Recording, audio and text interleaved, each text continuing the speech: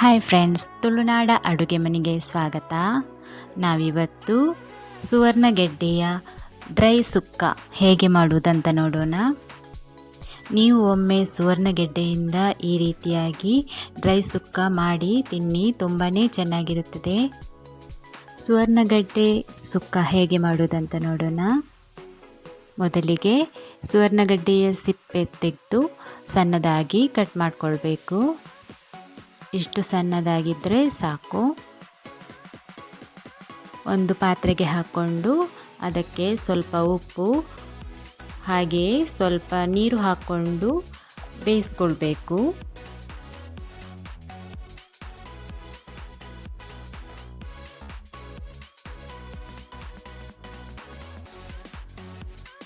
Stove ಮೇಲೆ ಒಂದು PAN ಇಟ್ಟು ಅದಕ್ಕೆ 3 ಚಮಚದಷ್ಟು ಕೊತ್ತಂಬರಿಯನ್ನು ಹಾಕಿಕೊಳ್ಬೇಕು. ನಂತರ ಅರ್ಧ ಸ್ಪೂನ್ನಷ್ಟು ಜೀರಿಗೆ,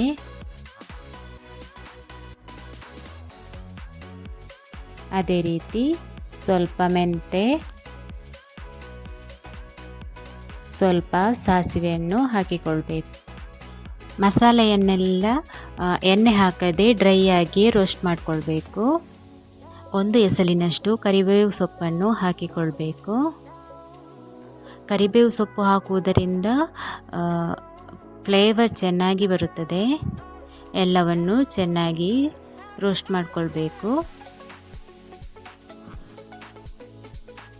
ಅದೇ ರೀತಿ ಚಕ್ಕೆಯನ್ನು ಹಾಕಿಕೊಳ್ಬೇಕು.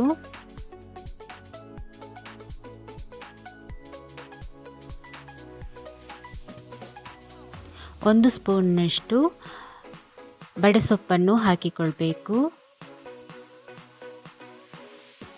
ಚೆನ್ನಾಗಿ ಫ್ರೈ ಮಾಡಿಕೊಳ್ಬೇಕು.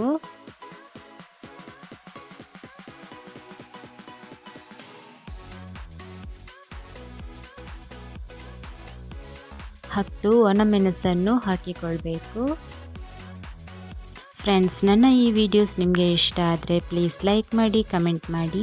ಹಾಗೆ ನೀವಿನ್ನೂ ನನ್ನ ಚಾನಲನ್ನು ಸಬ್ಸ್ಕ್ರೈಬ್ ಮಾಡಿಲ್ಲ ಅಂದರೆ ಸಬ್ಸ್ಕ್ರೈಬ್ ಮಾಡಿಕೊಳ್ಳಿ. ಪಕ್ಕದಲ್ಲಿರುವ ಬೆಲ್ ಬಟನನ್ನು ಕ್ಲಿಕ್ ಮಾಡಿ, ಆಲ್ ಅಂತ ಕ್ಲಿಕ್ ಮಾಡಿ. ನಾನು ಹಾಕುವ ಎಲ್ಲ ವಿಡಿಯೋಸ್ನ ನೋಟಿಫಿಕೇಷನ್ ನಿಮಗೆ ಬರುತ್ತದೆ. ಹಾಗೆ ನನ್ನ ಚಾನಲನ್ನು ಸಪೋರ್ಟ್ ಮಾಡಿ, ನಿಮ್ಮ ಫ್ರೆಂಡ್ಸ್ಗೆಲ್ಲ ಶೇರ್ ಮಾಡಿ. ಒಂದು 3ರಿಂದ 4 ಎಸಳು ಬೆಳ್ಳುಳ್ಳಿಯನ್ನು ಹಾಕಿಕೊಂಡು ಫ್ರೈ ಮಾಡಿಕೊಳ್ಬೇಕು. ಮಸಾಲೆ ಎಲ್ಲ ಫ್ರೈ ಆದ ನಂತರ ತಣ್ಣಗಾಗಲು ಬಿಟ್ಟು ಒಂದು ಮಿಕ್ಸಿ ಜಾರಿಗೆ ಹಾಕಿಕೊಂಡು ನೈಸಾಗಿ ಹುಡಿ ಮಾಡಿಕೊಳ್ಬೇಕು.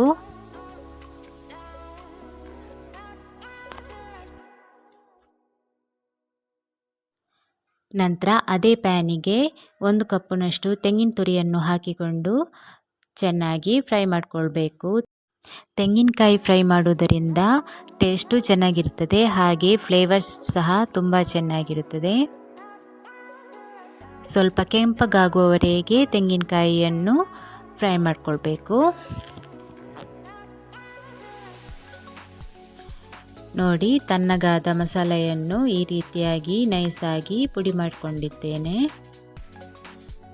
ಸ್ಟವ್ ಮೇಲೆ ಒಂದು ಬಾಣಲೆ ಇಟ್ಟು ಅದಕ್ಕೆ 3ರಿಂದ 4 ಸ್ಪೂನ್ನಷ್ಟು ಎಣ್ಣೆಯನ್ನು ಹಾಕ್ಕೊಳ್ಬೇಕು. 1 ಸ್ಪೂನ್ನಷ್ಟು ಸಾಸಿವೆಯನ್ನು ಹಾಕಿಕೊಳ್ಬೇಕು. ಒಂದು ಅರ್ಧ ಸ್ಪೂನ್ನಷ್ಟು ಜೀರಿಗೆಯನ್ನು ಹಾಕಿಕೊಳ್ಬೇಕು. ಅದೇ ರೀತಿ 1 ಸ್ಪೂನ್ನಷ್ಟು ಉದ್ದಿನ ಬೇಳೆಯನ್ನು ಹಾಕಿಕೊಳ್ಬೇಕು. ಫ್ರೆಂಡ್ಸ್, ನನ್ನ ವಿಡಿಯೋಸ್ ಇಷ್ಟ ಆದರೆ ಪ್ಲೀಸ್ ಲೈಕ್ ಹಾಗೆ ಕಮೆಂಟ್ ಮಾಡುವುದನ್ನು ಮರಿಬೇಡಿ.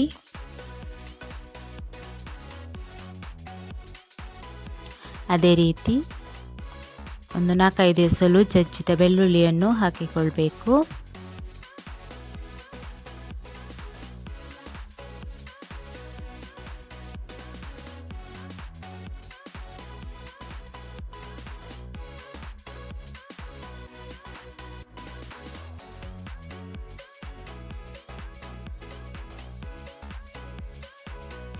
ಸಾಸಿವೆ ಎಲ್ಲ ಚಟಪಟ ಅಂದ ನಂತರ ಕರಿಬೇವನ್ನು ಹಾಕಿಕೊಳ್ಬೇಕು.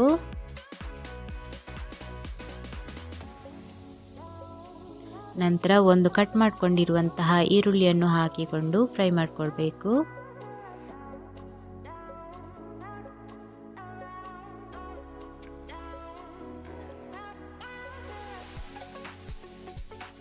ಈರುಳ್ಳಿ ಎಲ್ಲ ಚೆನ್ನಾಗಿ ಫ್ರೈ ಆದ ನಂತರ 2 ಮೀಡಿಯಂ ಗಾತ್ರದ ಟೊಮೆಟೊವನ್ನು ಕಟ್ ಮಾಡಿಕೊಂಡು ಹಾಕಿಕೊಳ್ಬೇಕು. ಚೆನ್ನಾಗಿ ಫ್ರೈ ಮಾಡಿಕೊಳ್ಬೇಕು.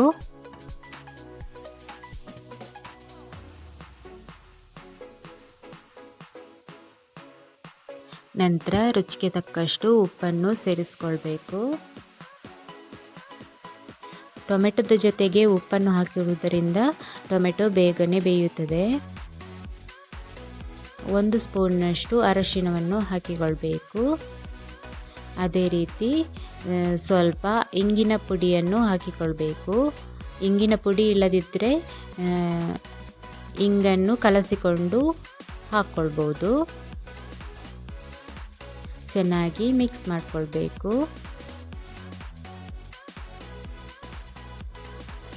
ನಂತರ ನಾನಿಲ್ಲಿ ಹುಣಸೆ ಹುಳಿಯನ್ನು ಸ್ವಲ್ಪ ಹೊತ್ತು ನೀರಲ್ಲಿ ನೆನೆ ಹಾಕಿ ಕಿವುಚಿಟ್ಕೊಂಡಿದ್ದೇನೆ. ಅದರ ನೀರನ್ನು ಹಾಕಿಕೊಳ್ಬೇಕು. ಚೆನ್ನಾಗಿ ಮಿಕ್ಸ್ ಮಾಡಿಕೊಳ್ಬೇಕು. ಟೊಮೆಟೊ ಚೆನ್ನಾಗಿ ಬೇಯುವವರೆಗೆ ಬೇಯಿಸ್ಕೊಳ್ಬೇಕು.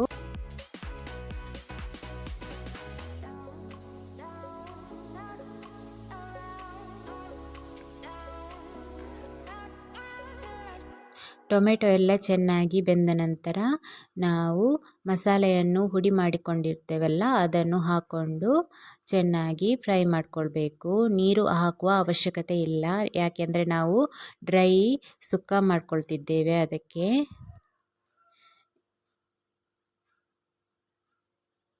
ಒಗ್ಗರಣೆ ಎಣ್ಣೆಯಲ್ಲೇ ಮಸಾಲೆ ಎಲ್ಲ ಚೆನ್ನಾಗಿ ಫ್ರೈ ಆಗಬೇಕು. ಅಷ್ಟರವರೆಗೆ ಕೈ ಆಡಿಸ್ತಾ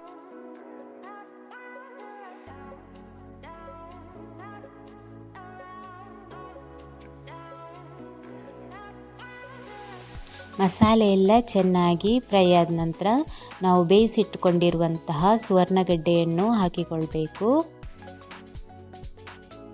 ನಂತರ ಎಲ್ಲವನ್ನು ಚೆನ್ನಾಗಿ ಮಿಕ್ಸ್ ಮಾಡಿಕೊಳ್ಬೇಕು.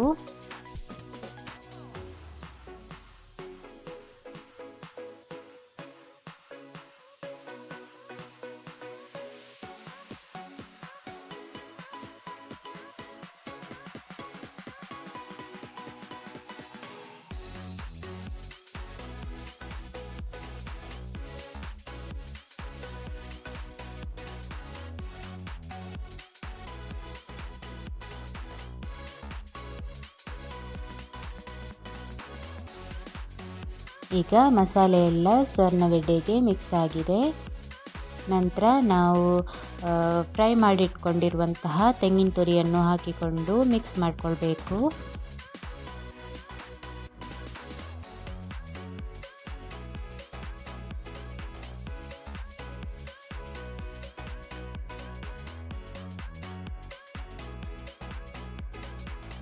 ನಂತರ ಮೇಲೆ ಸ್ವಲ್ಪ ಕೊತ್ತಂಬರಿ ಸೊಪ್ಪನ್ನು ಕಟ್ ಮಾಡಿಕೊಂಡು ಹಾಕ್ಕೊಂಡ್ರೆ ಆಯಿತು. ಈಗ ಸೂಪರ್ ಆಗಿರುವ ಹಾಗೂ ಟೇಸ್ಟಿಯಾಗಿರುವ ಸುವರ್ಣಗಡ್ಡೆ ಡ್ರೈ ಸುಕ್ಕ ರೆಡಿಯಾಗಿದೆ. ಇದನ್ನು ಅನ್ನದ ಜೊತೆಗೆ ಚಪಾತಿ ಜೊತೆಗೆ ಎಲ್ಲ ತಿನ್ನಬಹುದು. ನೀವು ಒಮ್ಮೆ ಮನೆಯಲ್ಲಿ ಟ್ರೈ ಮಾಡಿ ನೋಡಿ, ಖಂಡಿತ ಇಷ್ಟಪಟ್ಟೇ ಪಡುತ್ತೀರಾ, ಅಷ್ಟು ಚೆನ್ನಾಗಿರುತ್ತದೆ. ಇಷ್ಟ ಆದರೆ ಪ್ಲೀಸ್ ಲೈಕ್ ಮಾಡಿ, ಕಮೆಂಟ್ ಮಾಡಿ, ಹಾಗೆ ನನ್ನ ಚಾನಲನ್ನು ಸಪೋರ್ಟ್ ಮಾಡಿ. ನಿಮ್ಮ ಫ್ರೆಂಡ್ಸ್ಗೆಲ್ಲ ನನ್ನ ವಿಡಿಯೋಸ್ನ ಶೇರ್ ಮಾಡಿ, ಸಬ್ಸ್ಕ್ರೈಬ್ ಮಾಡಲಿಕ್ಕೆ ಹೇಳಿ. Thank you for watching my videos.